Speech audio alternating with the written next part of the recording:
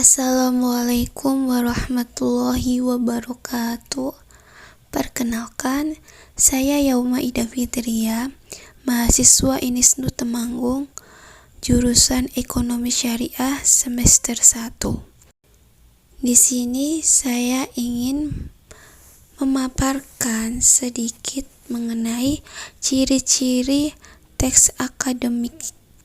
Sebelumnya, kita harus mengetahui terlebih dahulu pengertian teks akademik itu sendiri. Teks akademik adalah suatu tulisan yang penyajiannya sesuai dengan keilmuan dan didasari oleh hasil pengamatan, peninjauan, penelitian dalam bidang tertentu, disusun menurut metode tertentu dengan sistematika bahasa yang baik dan benar, serta isinya dapat dipertanggungjawabkan kebenarannya atau keilmiahannya. Selanjutnya yang harus kita ketahui adalah jenis-jenis teks akademik. Jenis-jenis teks akademik itu ada dua, yaitu genre makro dan genre mikro. Untuk pengertiannya itu sendiri, yang pertama, genre makro adalah genre yang digunakan untuk menamai sebuah jenis teks secara keseluruhan. Misalnya, buku, ulasan buku, proposal penelitian, laporan praktikum, dan artikel ilmiah. Yang kedua yaitu genre mikro, merupakan subgenre yang lebih kecil ada di dalamnya dan dipayungi oleh genre makro. Misalnya, deskripsi, laporan prosedur, eksplanasi, eksposisi, dan diskusi. Selanjutnya yang harus kita pahami yaitu tujuan teks akademik itu sendiri. Yang pertama, disusun untuk memecahkan masalah tertentu. Yang kedua, mencapai tujuan khususnya tertentu. Yang ketiga, menambah pengetahuan, ilmu, dan konsep pengetahuan satu pokok tertentu, menambah kemampuan menulis bagi penulisnya, dan membina kemampuan berpikir ilmiah bagi penulisnya. Selanjutnya yang harus kita pahami adalah fungsi teks akademik. Pertama adalah fungsi pendidikan, yaitu memberikan pengalaman berpikir dan mempertanggungjawabkan tulisannya. Fungsi penelitian, yaitu sarana menerapkan prosedur, mempraktekkan dalam mengembangkan pengetahuan. Lalu yang terakhir adalah fungsi fungsional, berfungsi sebagai alat pengetahuan, tambahan pustaka, kepentingan praktis dalam disiplin ilmu tertentu. Selanjutnya, yaitu mengenai ciri-ciri teks akademik. Ciri-ciri teks akademik diantaranya 1. Sederhana dalam struktur kalimat. 2. Padat informasinya. Yang ketiga, banyak akan kata-kata leksikal. Yang keempat, banyak memanfaatkan nominalisasi. Yang kelima, banyak memanfaatkan metafora gramatika dan karenanya banyak mengandung ungkapan yang ingkaruan. Yang keenam, banyak memanfaatkan istilah teknis. 7. Bersifat taksonomik dan abstrak. 8. Banyak memanfaatkan sistem pengacuan ekstrafora. 9. Bersifat monologis dan untuk lebih banyak mendayagunakan jenis kalimat identifikasi deklaratif. 10. Seharusnya tidak mengandung kalimat minor. Yang ke-11, banyak memanfaatkan proses relasional identifikatif untuk membuat definisi atau identifikasi, dan proses relasional atribuktif untuk membuat deskripsi. 12. Tidak mengandung kalimat tak gramatikal. 13. Tergolong ke dalam genre faktual. 14. Memanfaatkan bentuk pasif untuk memberikan tekanan kepada pokok persoalan yang dikemukakan, bukan kepada pelaku, dan akibatnya teks akademik menjadi objektif, bukan subjektif. Selanjutnya, yaitu penjelasan ciri-ciri teks akademik. Yang pertama, sederhana dalam struktur kalimat. Dapat dilihat dari penggunaan kalimat simpleks.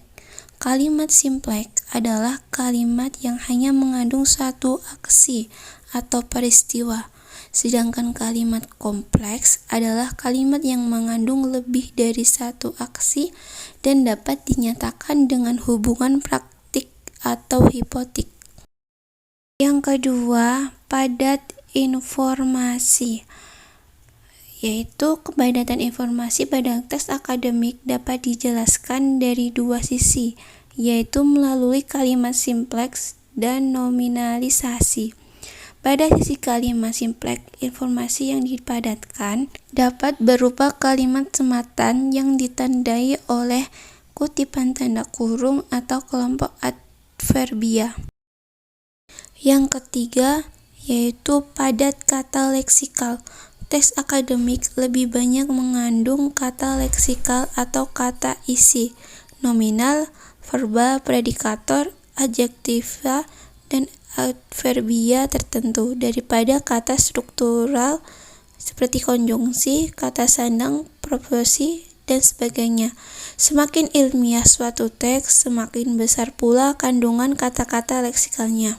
Kepadatan leksikal juga dapat dilihat dari kelompok nominal yang terbentuk dari rangkaian dua kata leksikal atau lebih tanpa disisipi oleh kata struktural apapun.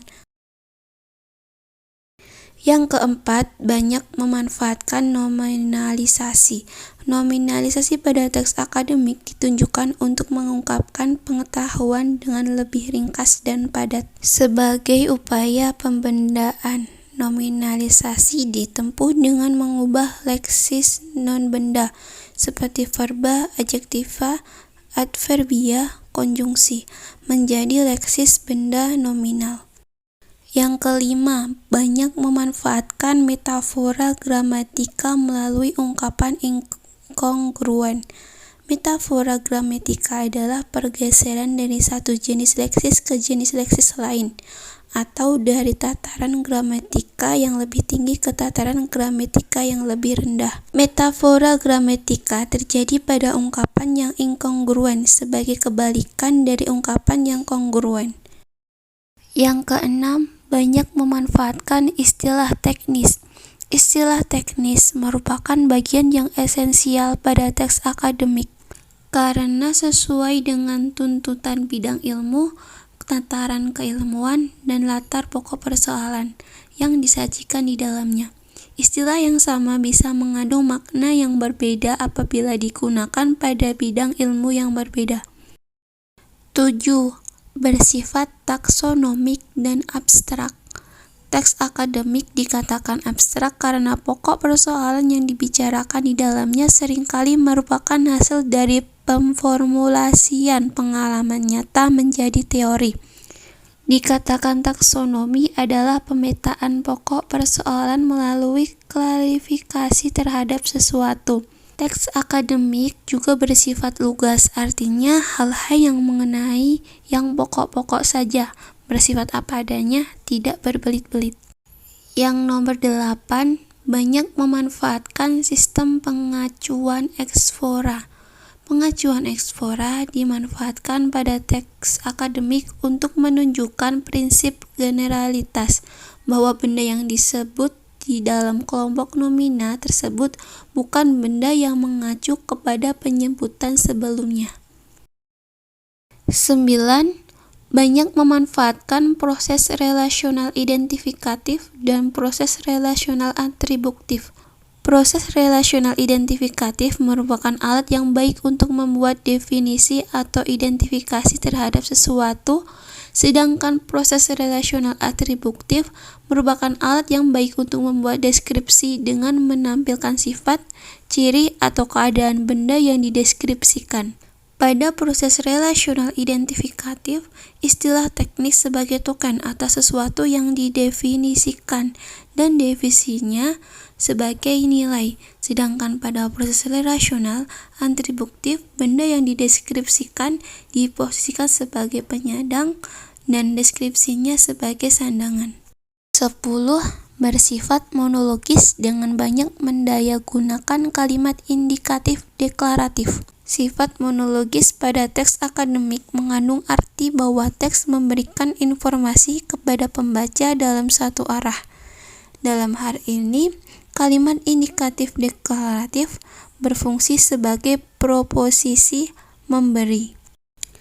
Pada teks akademik, penulis tidak meminta kepada pembaca untuk melakukan sesuatu atau jasa, dan juga tidak meminta informasi, tetapi memberikan informasi. Sebagai penyedia informasi, penulis teks akademik tidak menunjukkan posisi yang lebih tinggi daripada pembaca.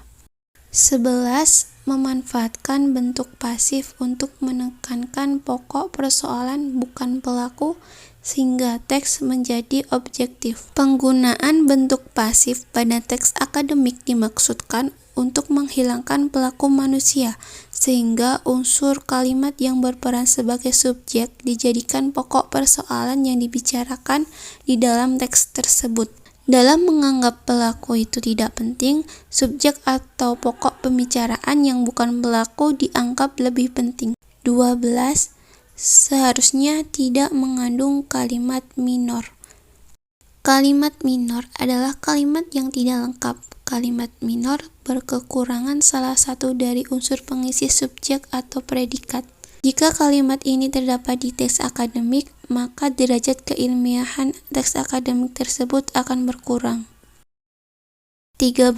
Seharusnya tidak mengandung kalimat tak gramatikal. Kalimat tak gramatikal adalah kalimat yang secara gramatikal mengandung kekurangan atau kelebihan unsur-unsur tertentu. Misalnya, kata-kata leksikal seperti nominal yang berfungsi sebagai subjek dan verba yang berfungsi sebagai fin atau predikator, atau kata-kata struktural seperti konjungsi dan preposisi. Teks akademik yang mengandung kalimat tak gramatikal adalah teks yang menunjukkan ciri bahasa tak baku sehingga derajat keilmiahannya berkurang. Yang terakhir, 14, tergolong ke dalam genre faktual. Teks akademik tergolong ke dalam genre faktual, bukan genre visional. Teks dikatakan faktual karena ditulis berdasarkan pada kenyataan empiris, bukan pada rekaan atau khayalan.